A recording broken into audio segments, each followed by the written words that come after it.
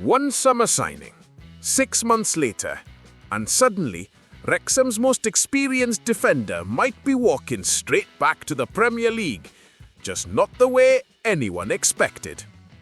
Alright Wrexham fans, if you love the Red Dragons like I do, hit that subscribe button, because what I'm about to tell you is absolutely mental. Let's dive in.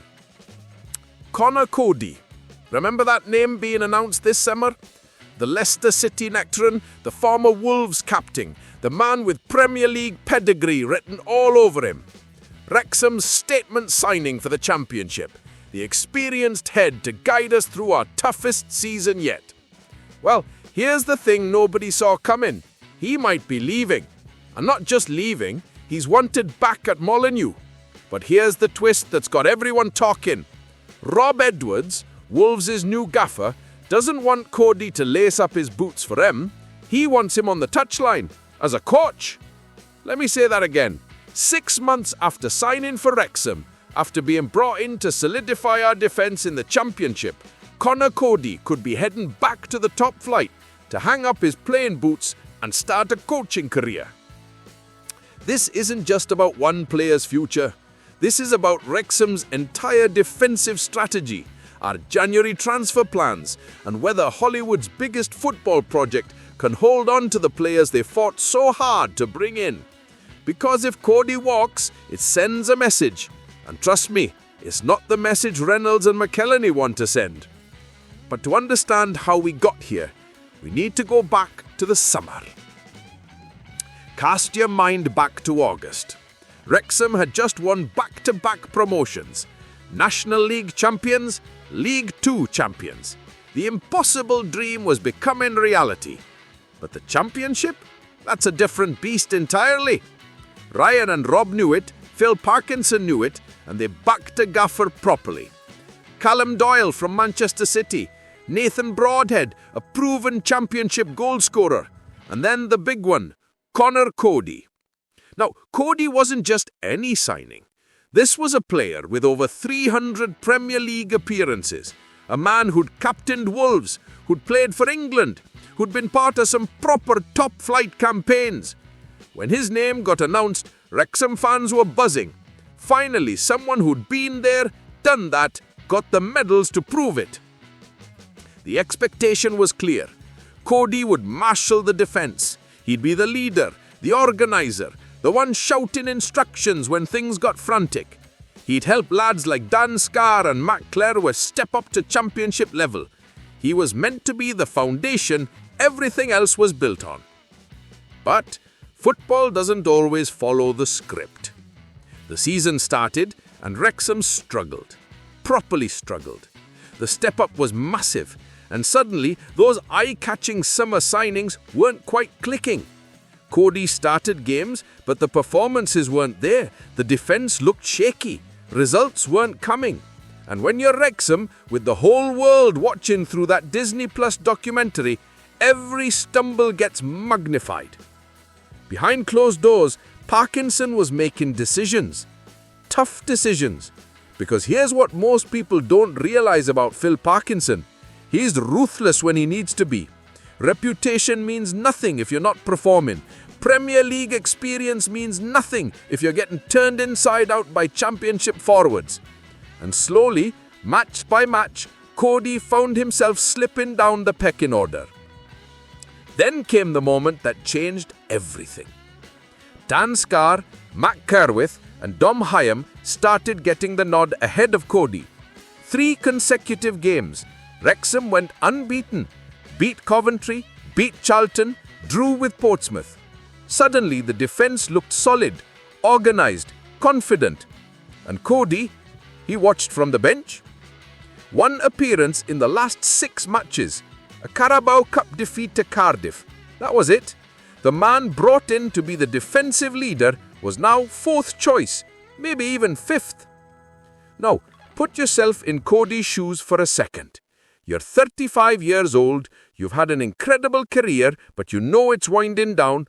You sign for Wrexham thinking you'll be the main man, the experienced head, the captain figure. 6 months later, you're not even making the squad for league matches. What do? Do you fight for your place? Do you accept you're a squad player now? Or do you start thinking, maybe there's another path? Enter Rob Edwards. Edwards has just been appointed Wolves manager after leaving Middlesbrough. He knows Coady well. They worked together when Edwards was a coach at Molineux before his managerial career took off. And according to reports from The Telegraph, Edwards wants Coady, not as a player, as part of his coaching staff. Think about that for a moment. Wolves, a Premier League club, offering Coady a route back to the top flight. The chance to start his coaching career at the highest level, working with a manager he already has a relationship with. No more sitting on benches, no more wondering if you'll make the squad.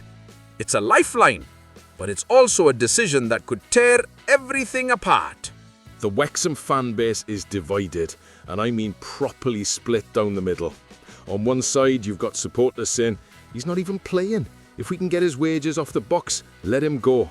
Use that money in January to bring in someone who actually wants to be here.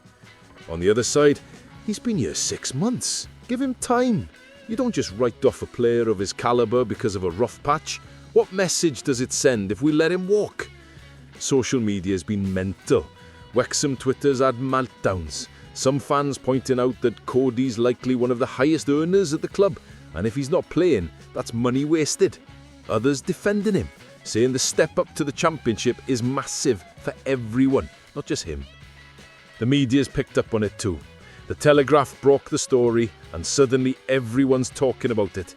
BBC Wales, The Leader, national outlets, they're all asking the same question. Can Wrexham afford to let experienced players walk away when they're still finding their feet in the Championship?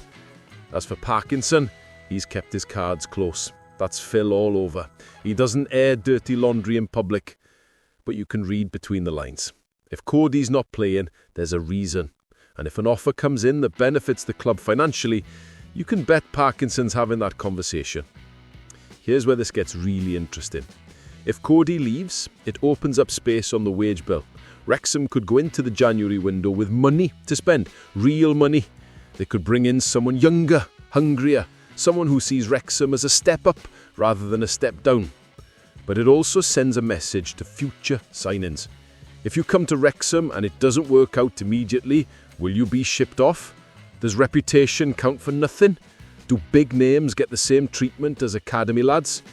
This is the tightrope Reynolds and McElhenney are walking. They want to build something sustainable, something special, but they're also running a business, and paying top wages to a player who's not playing, that's not sustainable. The timing couldn't be more delicate either. Wrexham are finally finding form. 3 games unbeaten heading into the international break. Ipswich away up next, then Bristol City. If they can keep this run going, suddenly the season looks very different. But any disruption, any distraction, and it could all unravel. This reminds me of when Wrexham made tough decisions during the National League days, letting popular players go because the project demanded it. And you know what? It worked. They won promotion twice. Maybe this is just another one of those moments, another difficult decision that pays off in the long run. Or maybe it's the moment Wrexham realise the Championship is a different world, and sometimes your best laid plans don't survive contact with reality. At the end of the day, this is what supporting Wrexham is all about.